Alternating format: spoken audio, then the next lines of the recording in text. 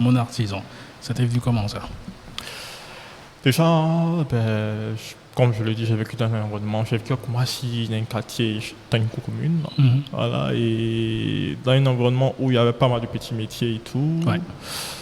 Donc, après, pendant mes années académiques supérieures, je suis arrivé dans un environnement beaucoup plus policé, un environnement beaucoup plus aisé et tout. Où, dans le premier environnement, il y avait pas mal de personnes qui faisaient des petits métiers, mais qui n'arrivaient pas réellement à joindre les deux bouts, Ouais. qui n'arrivaient pas à émerger. Et dans le second environnement, les gens se suffisaient, mais il y avait de petits bobos à la maison et on peinait à trouver un plombier, un électricien. On se demandait aux voisins, c'était difficile de trouver le bon et tout. Donc, et le déclic s'est passé lors d'un hackathon de la Banque africaine de développement. Et Lors d'un quoi? un hackathon. C'est quoi un hackathon? Un hackathon, c'est un espace Ouais. où plusieurs personnes se retrouvent et essaient de réfléchir sur des problématiques pendant un délai assez court, D'accord. généralement le temps d'un week-end, Ouais. pour faire émerger des idées qui puissent être implémentées assez rapidement. D'accord. Voilà, donc la BAD, Banque africaine de développement, a organisé un hackathon, un week-end, et il y avait des jeunes innovateurs de plusieurs pays et des jeunes étudiants également qui excellaient. Donc j'ai été invité et on devait réfléchir sur des problématiques. Comment ils te repèrent pour t'inviter? Il y avait un appel à candidature en ligne. T'as et candidaté? il fallait candidater et D'accord. mettre son expérience, ses résultats et tout. Ok. Donc j'ai candidaté et je suis parti à ce hackathon-là. Et moi j'ai choisi de réfléchir avec mon équipe sur l'emploi, surtout sur l'emploi informel en Afrique. Mhm. Comme c'était dans le milieu dans lequel j'avais le plus baigné et tout. Ouais. Et donc j'ai mis en contexte les deux faces et de là est sortie l'idée d'une plateforme qui mettrait en relation d'un côté les artisans et de l'autre côté les clients, essentiellement issus de la classe moyenne et tout.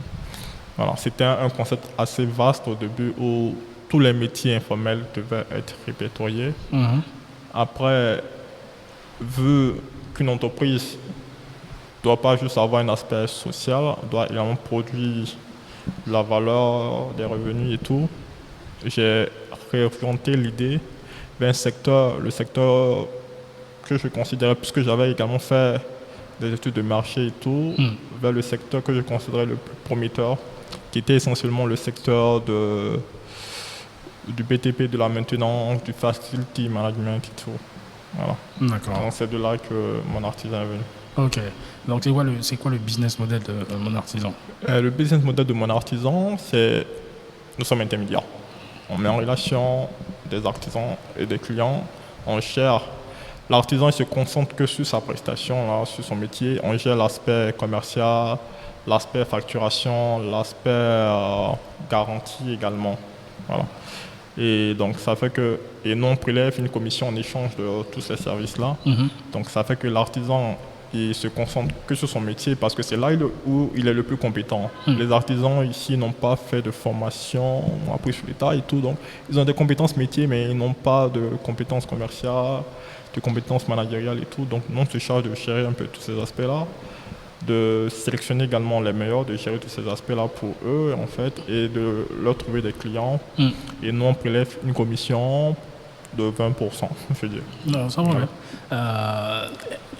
Je parlais C'est très sympa. Ouais, c'est plus efficace.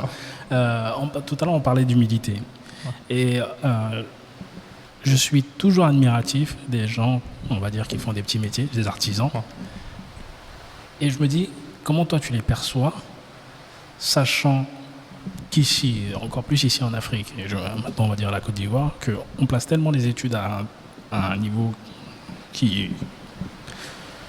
Est-ce que c'est bien ou pas? Je ne sais pas. Dans tous les cas, c'est pas tout le monde qui peut arriver à un niveau d'excellence au niveau scolaire. Maintenant, il y a des choses que les gens utilisent tous les jours et que nous avons des artisans qui savent faire. Je les trouve brillants. Je suis toujours assez, comme je dis, admiratif de ces personnes-là. Comment toi, tu les perçois par rapport, justement, à ta, je dirais, pas ta stature sociale, Mais par rapport à ce qui, comment ça s'appelle, ton cerveau, comment il fonctionne. Je sais pas, est-ce que tu es, je vais pas dire est-ce que tu es arrogant, mais est-ce qu'il t'est arrivé de dire, il comprend pas ce que je suis en train de lui dire, ce genre de choses, alors que c'est assez simple la manière de faire les choses, ou pas? Bon, je pense que je suis quand même pédagogue en fait. Et je le fais pour du business, mais je le fais également parce que, comme je l'ai dit, j'ai vécu dans cet environnement-là et je sais les problématiques réelles de cet environnement-là. Et je pense que j'ai assez d'atouts pour pouvoir les aider à émerger en fait. Et donc, je ne fais pas vraiment preuve d'arrogance en fait. Et ils aiment bien appeler le boss, ils disent, appelle-moi Kevin, par exemple. Alors, c'est Kevin ou c'est Kevin? Entre parenthèses. Ça dépend de. En général, les filles, c'est Kevin. Je sais pas, elles mettent un E forcément là-dessus. Sinon, c'est Kevin. Ok, écoute, je vais t'appeler Kevin alors. Je vais pas être une fille. Voilà, Ok. voilà.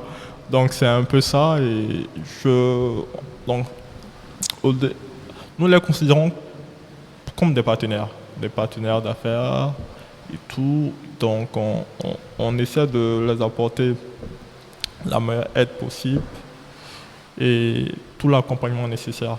Donc, on n'est ni arrogant avec eux, mais lorsqu'il faut pouvoir, comme on le dit, mettre des points sur les i, on le fait, quoi, parce que ça dépend de la pérennité du business. Voilà. Comment se passe, puisque j'ai vu que vous faites des entretiens pour garantir finalement le savoir-faire de l'artisan, comment se passent les entretiens? Déjà, on a un process en 5 étapes qui passe par un entretien de motivation, une vérification de leur référence client, ils signent charte qualité. Également, on reçoit tous les documents, on vérifie tous leurs documents qu'ils envoient. Donc, c'est un process en 5 étapes. Quand tu parles de documents, c'est quoi? Des documents pour attester que c'est bien la personne avec qui vous avez... Ouais, documents d'identité, CV, éventuellement casier judiciaire pour ceux qui en ont et tout. Et bien sûr, la référence, on la vérifie. Donc, pour revenir à l'entretien, on a une checklist de critères. Donc, 4 types de critères. On ne fait pas les entretiens et puis on discute et l'artisan sélectionne ou pas. On a une checklist de critères. 4 types de critères. Des critères relatifs plutôt au métier, des critères relatifs aux aptitudes technologiques de l'artisan, des critères relatifs à son cursus académique et tout. Donc 4 types de critères et il faut qu'il ait la moyenne dans ces 4 types de critères-là pour pouvoir être référencé chez mon artisan. Voilà, donc ça se voit automatiquement, on a un logiciel où on met des notes là et lorsqu'il a la moyenne, il passe à la seconde étape. Alors, comment on appelle ça? Mais ça se fait pas, on ne pose pas des questions de manière systématique, c'est au cours de l'entretien d'une discussion. Et c'est ce que j'allais te demander, est-ce qu'ils sont à l'aise? Parce que ce n'est pas forcément les gens qui sont là à passer des entretiens, ce genre de choses. On ne peut pas faire passer des entretiens et poser des questions systématiques, mais on essaie de pouvoir mettre les deux questions là dans notre discussion et de faire ressortir en fait les différentes notes en fait en fonction de leurs réponses. Rappelle-moi, ça fait combien de temps que mon artisan est sorti?